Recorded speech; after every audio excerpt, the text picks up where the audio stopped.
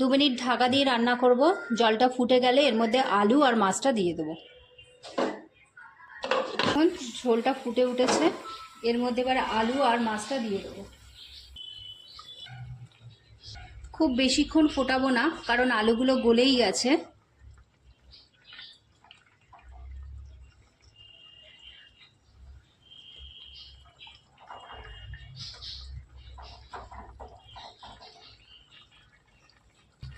আমি 2টো লঙ্কা দিয়ে দিলাম। এবারে ঢেকে 2 মিনিট রান্না করব। মাছটাকে একটু উল্টে দেব। দাও, নুনটা দিয়ে দিলাম। আর একটু দাও, দাও দাও না,